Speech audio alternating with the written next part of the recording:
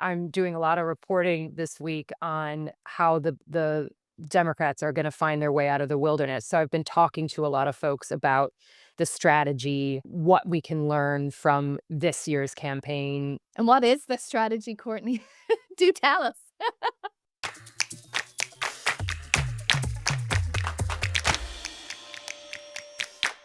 Hey, gals, how are you? Hey, how are you doing? Hey, Katrina. Hey, Sumi. Just surviving. How are you? Good, good.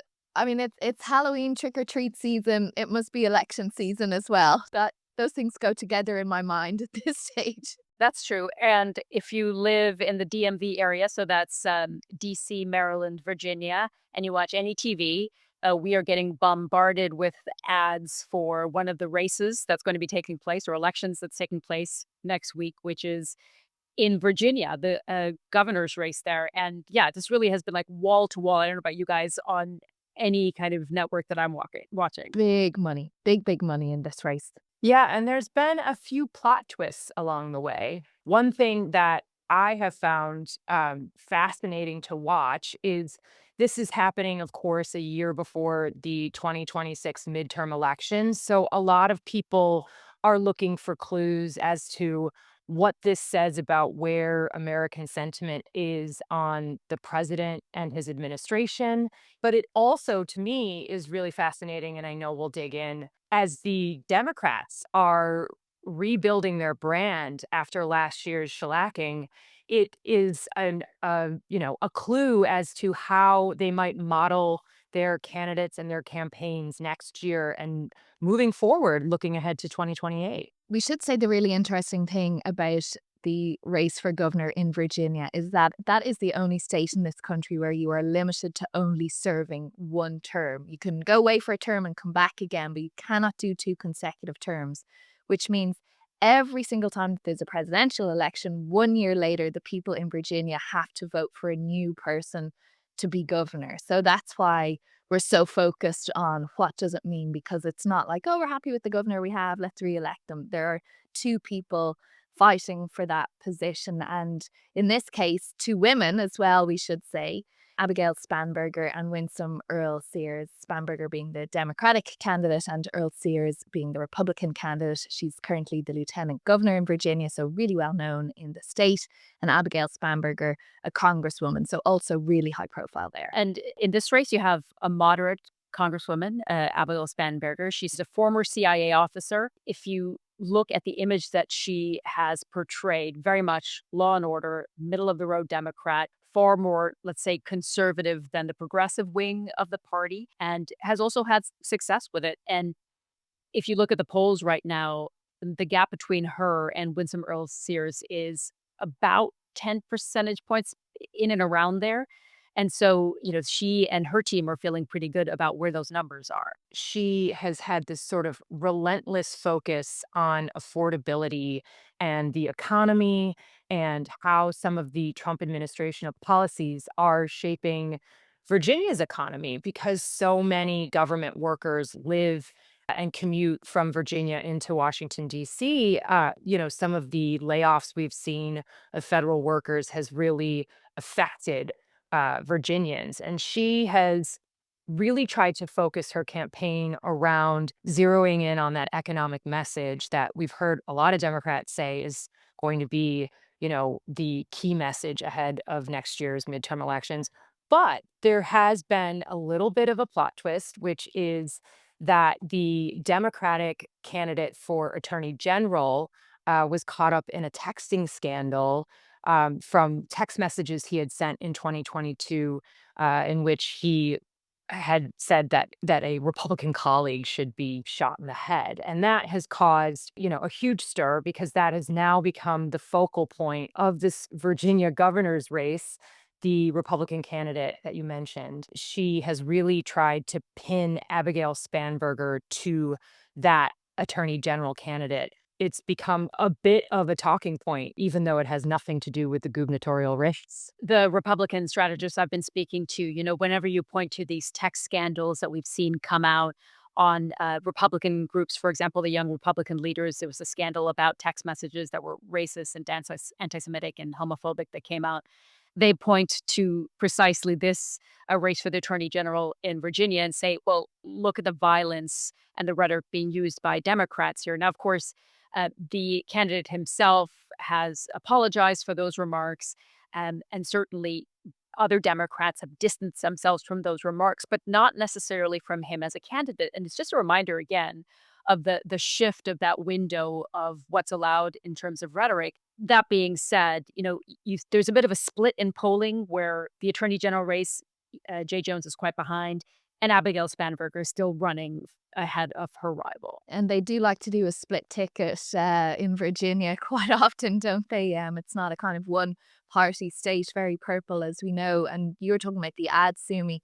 I was in a cab the other day, and there's a very powerful radio ad running where they're reading out those text messages. I've heard it play so many times now, but it's done quite dramatically that it does kind of make you stop and go, "What? What's that about?"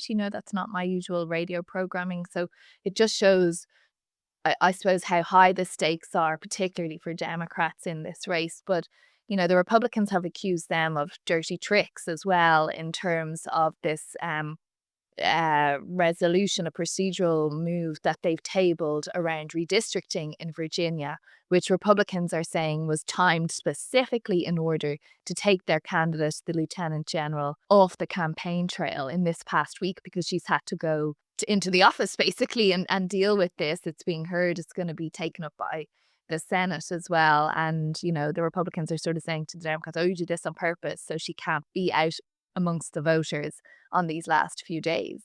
As we're talking about this as a look at where Democrats stand in taking stock a year after last year's election, it also is going to be an interesting referendum, and in some of the other races we're going to talk about as well, on where people stand on President Trump's second term in office. And you see in this race and others that the Democrat candidates are trying to pin their Republican rivals as being too MAGA, too close to Trump. That's something in the ads that I've seen about Winsome Earl-Sears as well, that, she's too radical for Virginia. She's too Trump. But she really has leaned into those culture wars issues, talking about trans rights, boys playing in girls' sports, and is trying to make that a big part of riling up the base. But is that something that will appeal to a wider audience, especially to your point, Courtney, in Northern Virginia, where federal workers have really taken a hit, those who have been fired? I was looking up um, a number. Actually, federal workers make up about 10%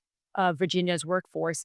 And the Virginia Independent, which is a media source, said that as of May, just one county, Fairfax County, its unemployment rate had gone up 35% over 12 months. So that gives you just a sense of how much the Trump administration's policies have actually impacted people in Virginia. Will that play a role in how they vote? We'll see. Because it's not just the ones who've been laid off, of course. It's the ones who are currently furloughed because of the Yep. shutdown as well. You think big international airport, Dulles Airport there, all of the air traffic controllers, all of the airport security personnel who are working for over a month now without any pay. How's that going to impact them?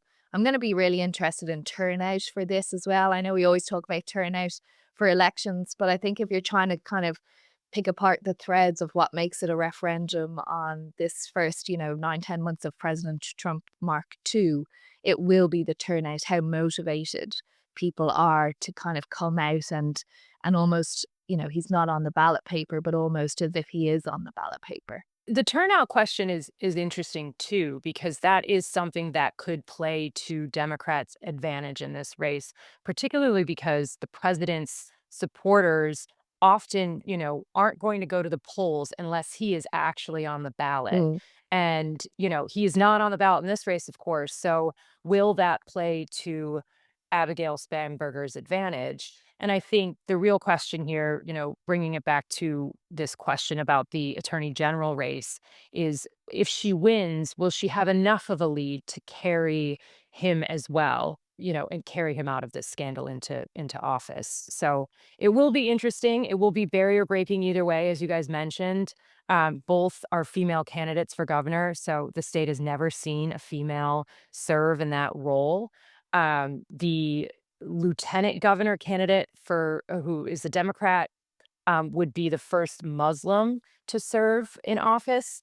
And the Republican lieutenant governor candidate is an openly gay radio, Republican radio talk show host. So it will be historic either way for this state. And of course, the Yeah, Democrats are bringing out the big guns as well, aren't they? Barack Obama hitting the campaign trail for Abigail Spanberger, pulling all the shots. So, I mean, I don't know how much influence he still has. He's very popular, of course, but can he still sway voters is the big question. and bring out voters. And actually, turnout is going to be a key question in that other race that we're watching in New Jersey, also a gubernatorial race, also where you have a moderate Democrat congresswoman who's running, Mikey Sherrill. And it's funny how actually quite similar she and Abigail Spanberger of Virginia are in some of their backgrounds. So Mikey Sherrill, she's, as I said, really leaned into being a moderate. She's a former Navy helicopter pilot, mother of four, former federal prosecutor. So also is leaning into that public safety aspect. And her opponent, Jack Ciattarelli, is someone who's gotten the endorsement of President Trump. So she's also painting him as too MAGA, too radical for New Jersey. Spanberger and Cheryl were actually roommates when they were in Congress together. They were both elected in the same year as part of a big Democratic wave, and they and a couple of others formed this little gang called the Badasses, where they were women and they were moderates, and they kind of set about shaking things up and looking for bipartisan agreement on things. Oh, those old days of bipartisan agreement. What's that? Yeah. I do think one thing that is interesting here, again, as you said, she's very similar in background to Abigail Spanberger, and she's also focused, had that sort of relentless focus on affordability, right? She's looking at utility costs. She's looking at tax rates. She's really trying to drill into that economic message again that we've seen Democrats really highlight in this election. But I think what also is interesting is Trump will play a role here because he has cut off funding for a tunnel project that connects New Jersey to New York City, and that is another place where Cheryl can point to Trump administration policies affecting the economic outlook for the state, and that absolutely will play a role in this election considering how many folks from New Jersey are commuting into New York City every day. The similarities between these two races are so interesting, aren't they? And I think if you look at the fact that, affordability is something we were talking about almost every day in the lead up to last year's election. And here it is still as a major topic in these two gubernatorial races. And also the fact that you have this very big city. For us here, it's Washington, D.C. and Virginia, where you have a lot of commuters. And in New Jersey, it's obviously, as you said, Courtney, a lot of commuters into New York. And the other similarity that's interesting is that split ticket aspect. Whereas, in Virginia, it is a state that has gone blue, but you have a Republican governor, Glenn Youngkin. In New Jersey, remember the previous governor, so the current outgoing governor is Phil Murphy, a Democrat, but before that, it was Chris Christie. So these are states where you do have kind of these pockets of progressive liberalism, of conservatism. And I think in that sense, we always ask ourselves, how much are these elections a bellwether? What do they really tell us about an election a year from now? Well, I think they do tell us quite a bit about where people stand on affordability, on President Trump, and that turnout issue that, as we said, is going to be really important for this race in New Jersey as well.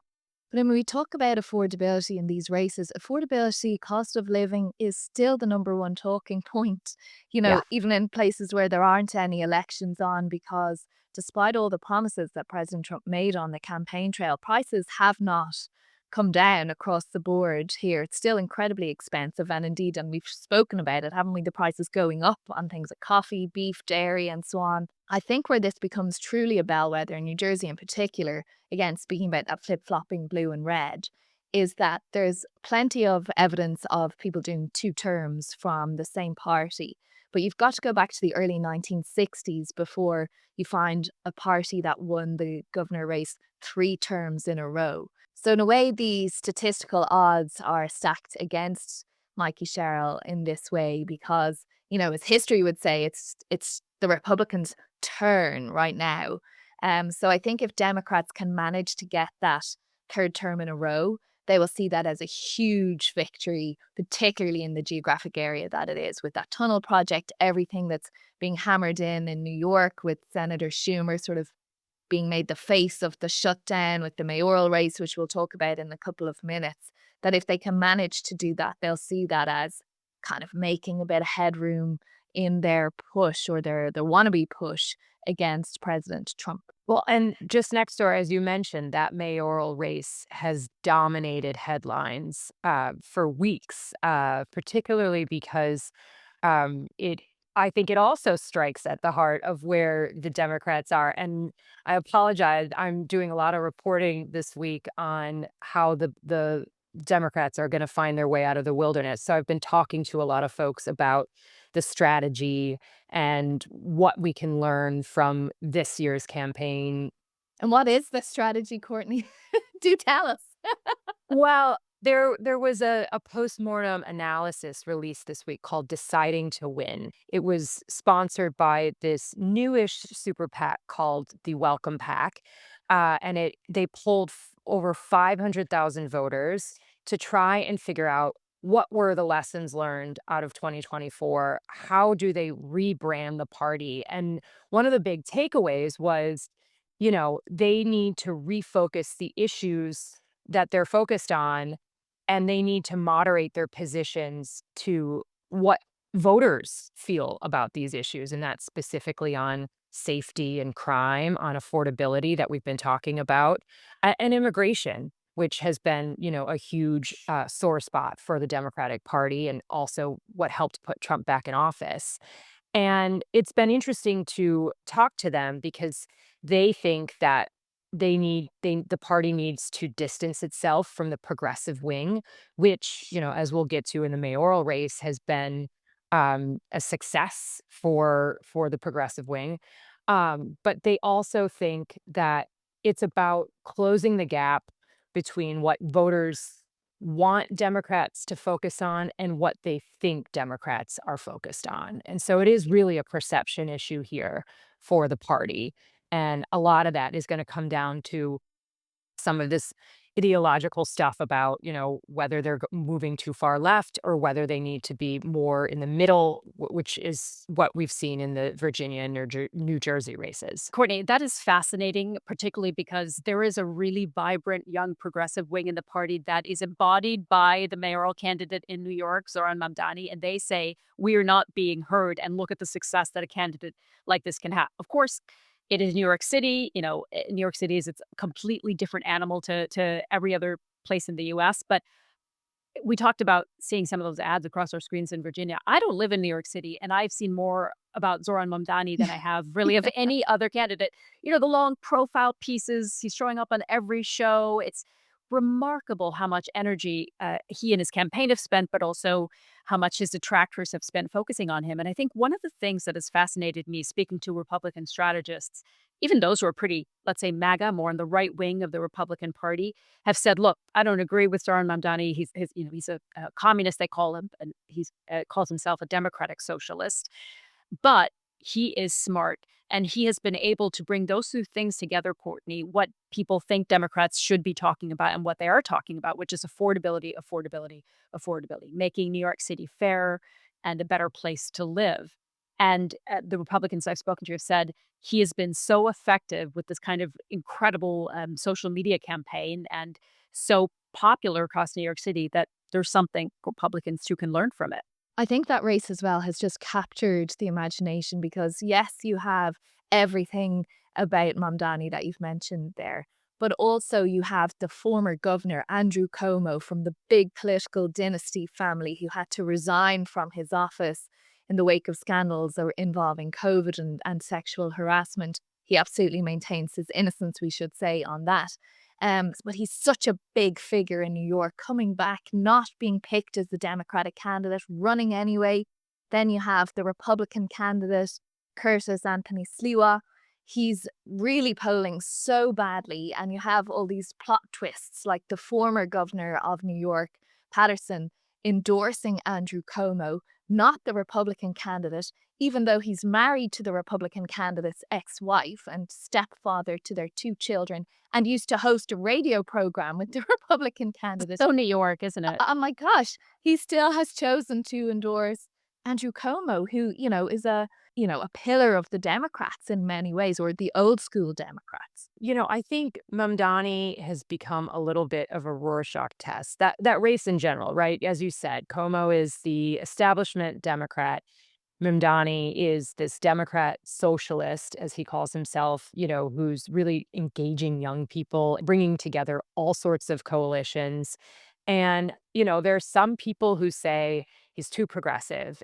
His policies will not translate beyond New York City. But then there's other people who are saying you're focused too on identity again. This is something that's come up a lot with Democrats when they're trying to figure out what kind of politics they want to focus on, right? And they're saying it's not about him being a socialist. It's about what he's saying and how that is connecting with people. And again, it comes back to talking to people about how to make where they live more affordable, how to make how they get around town more affordable.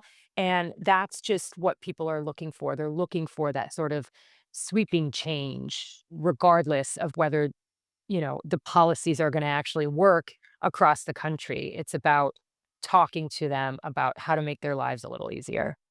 And we should say a lot of wealthy New Yorkers have been doing a lot of fundraising against Zoran Mamdani, and he has pointed to that as a sign of the establishment, if you will, not wanting it to win. But if you look at how he campaigned in the Democratic primary in the spring and now as well, he has been able to win over working class voters who voted for Donald Trump.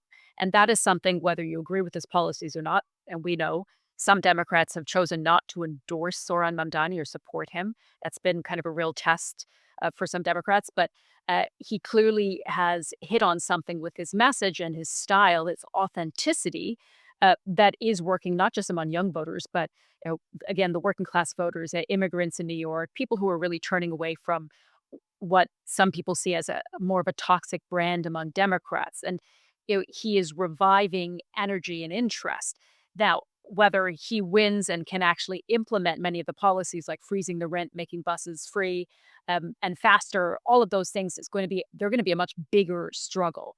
But I just find it fascinating to see, on the one hand, these kind of moderate Democrat women, Abigail Spanberger and Mikey Sherrill, and then Zoran Mamdani, really in the other end of the Democrat spectrum, all in these races. Again, I'll be watching turnout though, right? Because all of the polling has Mamdani so far ahead, 10 points ahead, 20 points ahead, more than that in some polls. And a big part of that is, as you say, Sumi, that integrity and authenticity, accessibility that he has. A younger voter. Do those younger voters actually come to the polls? Or is the machine that Andrew Cuomo has relied upon for so long going to be so effective at getting people out? And will the polls be borne out? Will this be a major upset? I mean, it's 100% won't have the popcorn out for on Tuesday night into Wednesday morning. Definitely. And, we haven't talked about another big vote, which is Proposition 50 in California. This is on redistricting there, but that's something we can focus on next week because it's part of this big redistricting battle. And Governor Newsom has been hitting the campaign trail as if it were an election. You've seen him out and about shaking hands, and he is trying to get Californians to vote in favor of allowing California to redraw its congressional lines. And this just keeps escalating across the country. So that's going to be a fascinating one to watch as well. Maybe something we can talk about next week. Yeah, we should definitely get into redistricting because, I mean, it's happening right across the country and it's quite existential in many ways in some of these areas in particular. Yes, it'll have a huge effect on next year and politics, writ large moving forward. And, as you said, the Democrats are treating this as an existential fight. So lots to unpack there. We'll do that See you next then. So, week. Bye, guys. Bye.